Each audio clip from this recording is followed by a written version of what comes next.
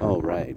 I really have to try to slowly think this through because of this this thing that came up. So Rollo Tomasi was watching somebody interviewing Destiny, and it was some interview apparently about the red pill and that community and stuff like that, that type, those content creators and such like, and that what are Stephen Bonnell's thoughts on the red pill and these content creators?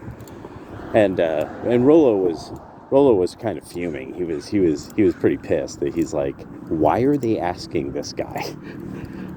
When was he ever there? And that's one of the things that hit me. I was there, like that moment where all these people are claiming how everything was racist and sexist and all the time and everything, and I'm like, I was there in the 1990s. Like, we all were having a great time. Like, we kind of really, after Rodney King, like, people kind of squashed a lot of beefs, actually, because I mean, seriously, the music was great. It really helped. Like, I just, and then people found house music. I don't know what to tell you. I was there. It was, I don't know why, but house music seemed to have a magical power. And we all kind of started getting along. And then people started doing quality assurance at this company called Sega. Anyway, and nerds got laid. Nerds got paid, nerds got laid, like, you're like, holy crap, I haven't seen you in like 15 years, dude. Like, you're working for Sega too? Yeah, I'm doing this. Oh my gosh, that's how actually, like, a lot of the people around me were like.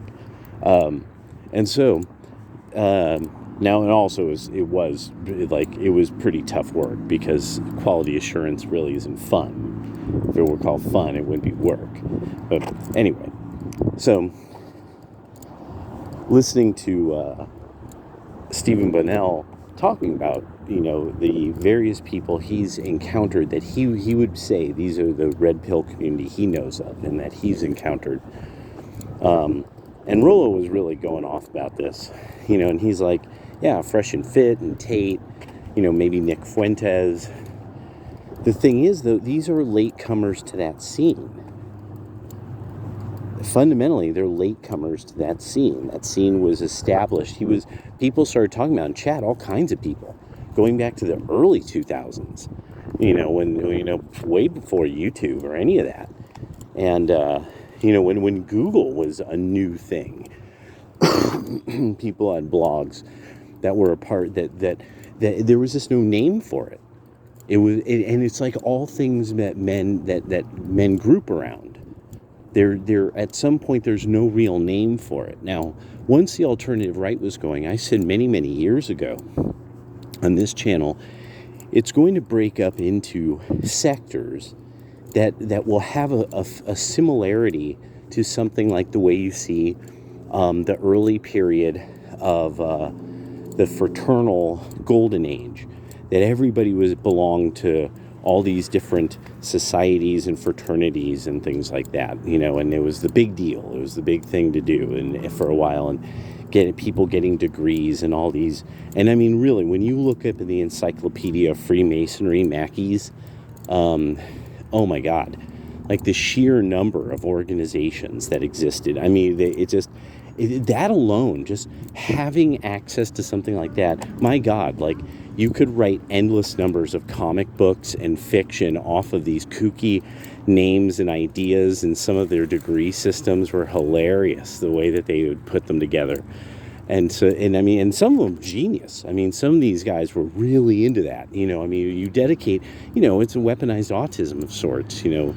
All these guys wanted to come up with the ultimate degree system, or as Crowley put it, Freemasonry par excellence, and things like that. And yeah, so when you get that many men together into some kind of interest group, then you start getting sectors of how information that just guys are interested in, who are into whatever that grouping is interested in. the sectors go off into their own, like, they just are interested in different things, like, or there's something that they're not interested in. Like if they're all Catholic, like how Fuentes' bunch, they're all supposedly Catholics. Then there's the ortho sphere. They're a totally a thing unto themselves. The Orthodox men, and it's because in that culture that is in no way abnormal. Like the women and the men of Orthodox Christianity expect that the men should be organized and speaking to one another and hashing out things and talking about this or that they do or don't like, or whatever it is, like that's Christian brotherhood, and that should be happening. And that the biggest threat is Freemasonry to the Orthodox Church in this regard, because it worked. It, like, many Orthodox at a certain point got into Freemasonry, not understanding that it wasn't just some kind of like fraternal group that was loosely spiritual. They started to figure out, no. This is obviously spiritual in a way that's quasi-theological. There's a bunch of stuff that they then it's very beautiful. There's like a solid criticism. This is the other thing about the Orthodox, is that it's like, no. This is officially why we don't like this. And it's Metropolitan, I think, of Constantinople or something like that, or Moscow is the one who penned it. And at least the one I read, which from what I understand is the relatively standard like answer to the Orthodox and Freemasonry. But then you have them. You have the guys who are the Freemasons, who are also a part of kind of the manosphere. They're small, but I mean they're their own little bunch of friends online, and that they talk about, I mean, how, because they have their own cultural language for how men are to behave. And I mean, it's its own thing unto itself. Like when you get into their culture, it's really fascinating in this regard. And they write lots and lots of books on self-improvement and magnanimity. Being that it is from it, because it's it's something within the Christian world, that Christian brotherhood, Christian fraternalism, but that key idea of magnanimity is improving upon oneself to make one perfect unto the Lord, is what humans are supposed to do. Now, with people like the Freemasons, it is a good way of putting this now. The idea is to shed the dross. For those who know that reference, you're supposed to change, in their way, alchemically. This alchemy being something being philosophy, is there how really for the longest amount of time, consistently, what they've said, that philosophy. And now I know, people will be like, oh, Masonic light, blah blah, but really when you get into like what did they do though? Well, when it came to this idea of improving upon men, they would have them read a lot of books that at the time people just didn't really, like, maybe didn't have access to, or they hadn't had time to, or just never had been suggested, because it's not like people had a Barnes and Noble.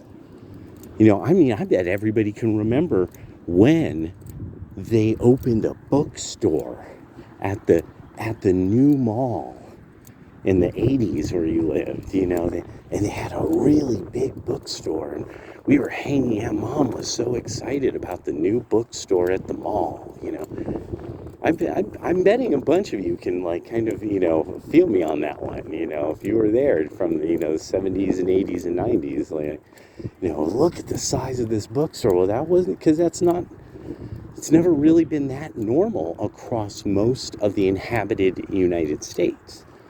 So to have something like, a fraternity that you have these guys who are like, hey, read this, hey, read that, and you could get a copy from them, or they give you a copy of their copy of it, and that was a big deal.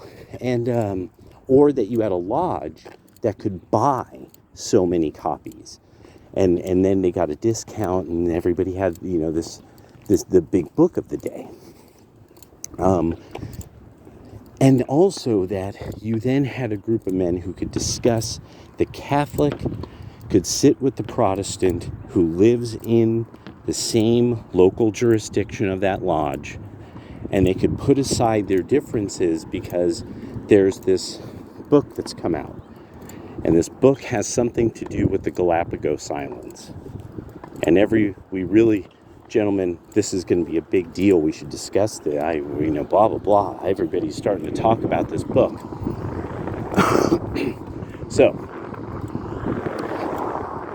the red pill doesn't have this elaborate concept of alchemy. There's people who are into that, stick, sex, and hammer, and other guys who are into occult kind of stuff.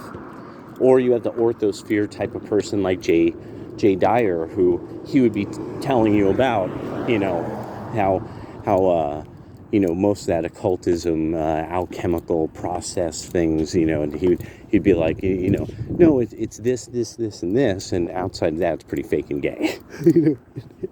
And he would say that, all of Jay would say something like that. He would have a very good criticism, very good, a real good, long, calm, analysis, or, his take on the, the quote unquote alchemical tradition.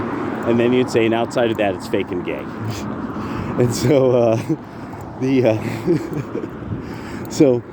the red pill thing is that, no, you, like the movie, are shedding something. You're shedding this world that's not real. And that's the idea behind it. That's why that simile? That's why that simile is used. No, because that'd be okay. But that's why that imagery, there we go, is used, the reference. And so, yeah. So it's not so much, so what I started to think of from because then earlier I'd been watching one of our ambassadors in Belgrade, I believe it was in Belgrade, and he was in Hungary. He was in Budapest, yeah, and he was dressing down the Hungarian people, fundamentally dressing them down, talking about how Orban has done this and Orban has done that, and in a way that was backhanded, flaccid, and really fake and gay. And quite literally, turns out that literally the person watching the stream goes, okay, one in chat if this guy's gay, and everybody was like, he's gay, and he looks the person up, Wikipedia, he's gay and Jewish. And I was just like, oh, we just all lost it. We just thought that was the most hilarious thing ever, of course. How could it not be some grotesque stereotype? It's the Biden administration, it's the Democrats. If it's not a grotesque stereotype, so it's just them utterly mocking the true, the good, and the beautiful at all times, that in every possible way, that, and failing, and like the way that, because there's no way this is going to go over well. This is in no way going to go over well, and it's only going to steal the way that people in Hungary are super into Orban. They're only going to get more based, and the reason why is because this is the thinking of imperialists. They are imperialists. These kind of people are imperialists. This stereotype person who would be in the State Department. They're the remnant of the empire. When we look at these artists who can't art and their payout, destroy the company so that the venture capital is just gone. The world of now, we're seeing that to threaten the government bureaus with actually reining them in like any business would, you're going to have to use, you're going to have to become more efficient. You're going to have fewer people working in your department. Everybody's doing that in every business. All of us are suffering that who are normal people. We all have to cut back, not if you work for the government. And again, notoriously rife with stereotypes, because that's why then everybody attacks this idea of you can't call the fat women fat. You can't have you can't have any form of thinking that really throughout most of the species is still. No, they say that. They say that. Like, I love seeing with it, like, when women want to go hard at the Filipinos because of passport bros, and they're talking these Pinays like these Pinays are children, and I'm just sitting there and I'm like, do you not know what you're getting into? Like, and I'm like, am I the only person who's ever been around Filipino people? Because they're unbelievably polite. You insult their honor, and you insult, like, the woman's honor. And what's beautiful is they have a way of dressing you down that you could just tell, like, it's powerful Pacific Islander anger. Like, it is amazing. It's like an amazing superpower. And it's because also they're so nice that you're like, oh damn, I got her really mad, And so I don't want her mad at me, because you've seen her good side. So you're like, I'm in deep water. I'm not feeling the bottom. And yeah, so I just love when then the Pinays decide they're going to dress these hoes down. And they say things that, I mean, it's just so perfectly said. It is just so obviously from the point of view of someone who has had a relatively classical education. And so it's, yeah. So it's hilarious. It's hilarious because that's what the world understands. The red pill is the present paradigm, and it is the future paradigm. The old paradigm is this thing that happened. Stephen Bonnell is an example of, this is, my child is special. He needs to be drugged up. He needs the walls padded for him. Standards have to be lowered for my special child. This bad parenting, the fruit that comes from bad parenting. For enough generations that you end up getting these people that they can't really survive unless they pretend that our country's not sort of taking from other places and then just saying it's trade. Oh yeah, no, really. We're giving them this, but we are taking in many cases. And the more that these countries then find a way out of that, and especially with Trump, they did, that Trump started to actually approach this differently. And the State Department is permanently mad at him, because the State Department is key to the perma state and this idea of the global hegemonic order. And people like Stephen Bonnell have now been roped into the easy life of an imperialist lazy boy. An imperialist lazy boy. Yeah. And self-improvement, trying to be the best version of yourself and stuff like that all the time so that you can inspire other people, that really does take a certain kind of mind. Your mind has to work a certain way. It's understandable if he's like, I don't want to work out that much. I don't want to pump iron that much. That's totally understandable. It's really one of these things of like, no, I get this, but at some point you're going to have to actually just move beyond even that part of it. which obviously is a big hang up for also Ethan Klein as well. That he's very intimidated by the actual like physical fitness of people who he critiques. He's obviously it obviously gets to him. That he would have never, he would have never been able to make it in the IDF. They would have sat him at a desk. He would have been replacing the water jug things. He would have been the water boy. And so maybe the ammo truck. Drive this truck.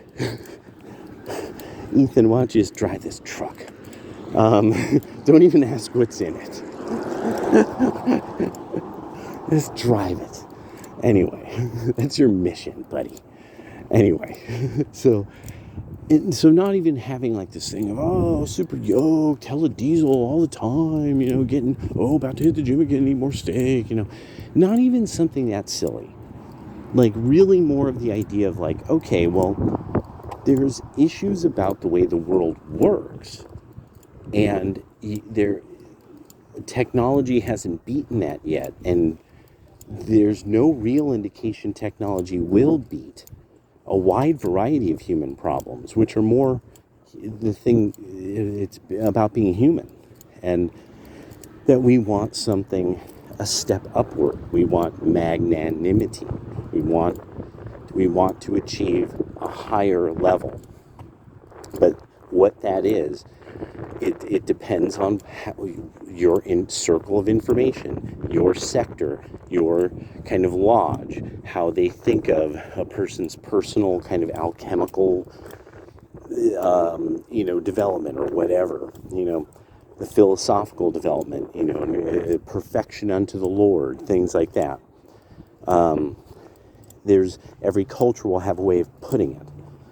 You can't have some one culture and one culture way of putting this. That was the whole failure of sort of the way that we so many associate Freemasonry with Western imperialism, was this idea that it was actually trying to establish a one world religion, similar to the way that the Baha'is thought of it, or the Georgia Guidestones putting something like that, one world religion and one language across the world. That's Rosicrucian kind of Freemasonry. And so and to the point where the letters on the bottom of it are RC. The famous RC is the famous thing for the Rosicrucians.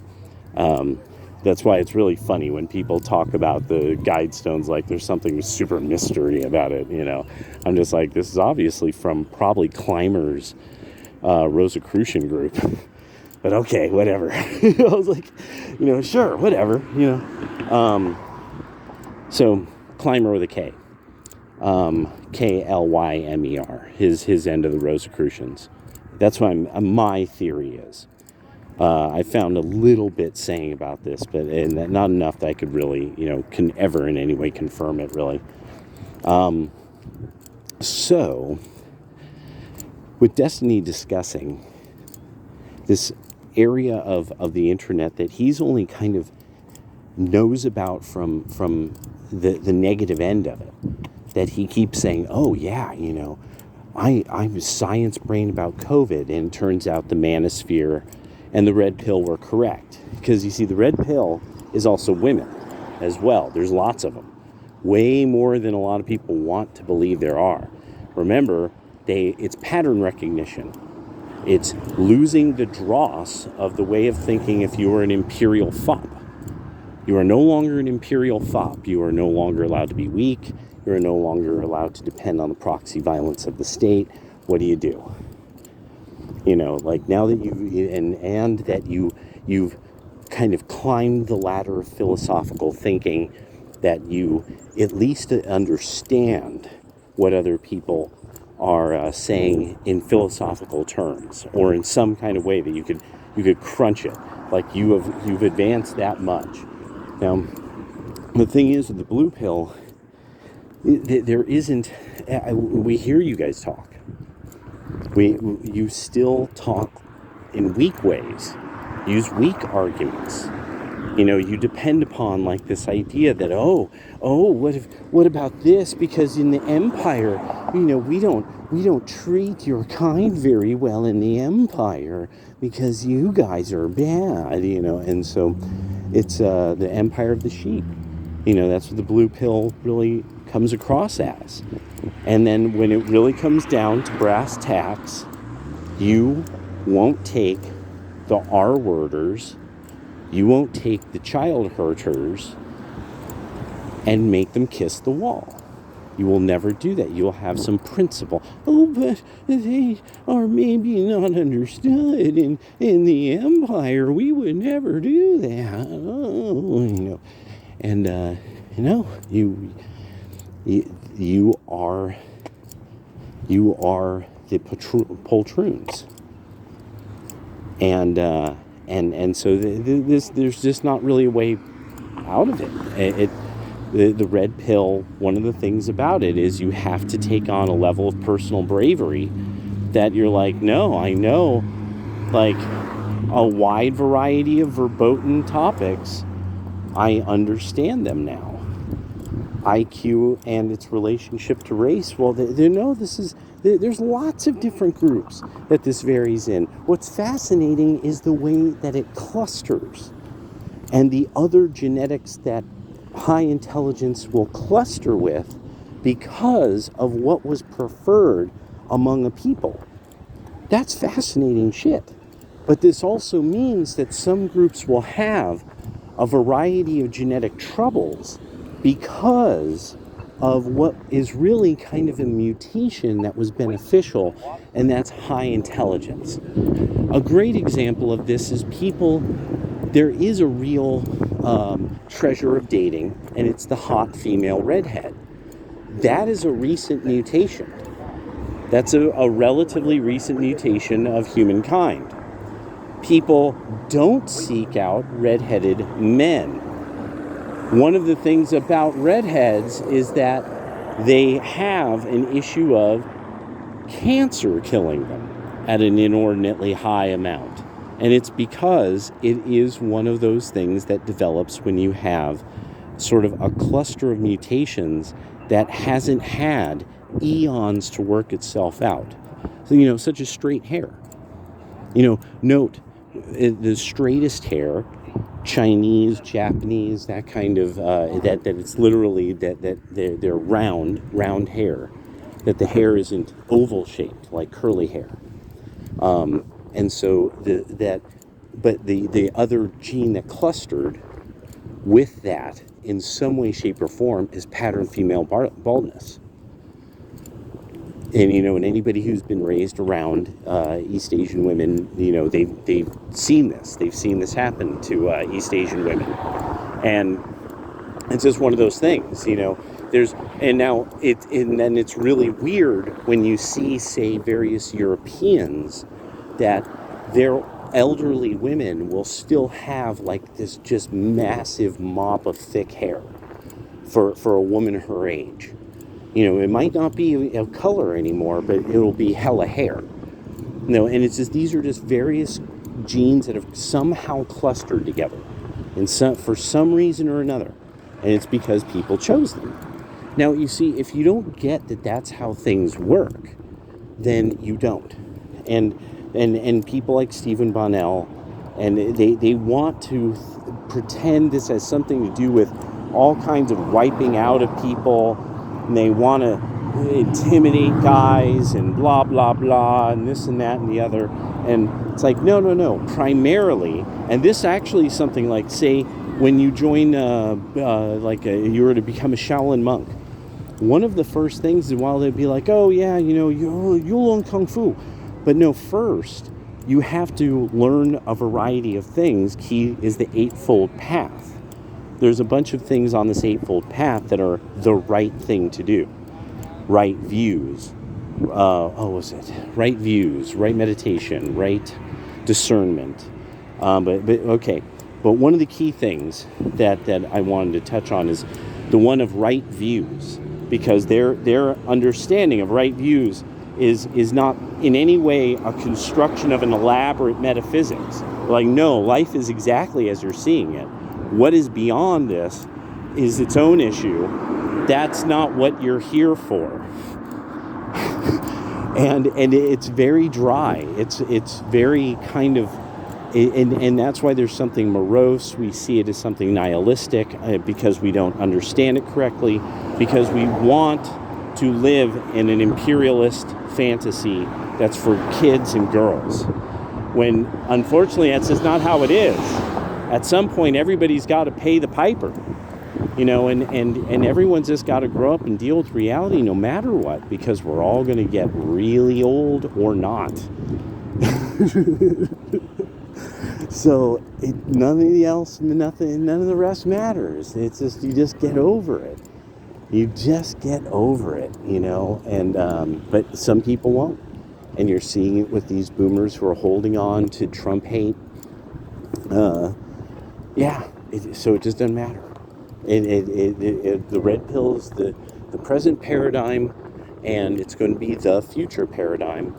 And and Palestine's going to eat shit. I'm really sorry for those of you who think otherwise. The Israelis are just not going to stop.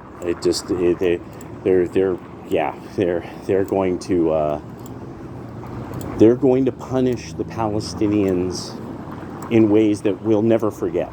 And actually, that's the way of thinking about it. Israel's going to punish them in a way that humanity will never forget.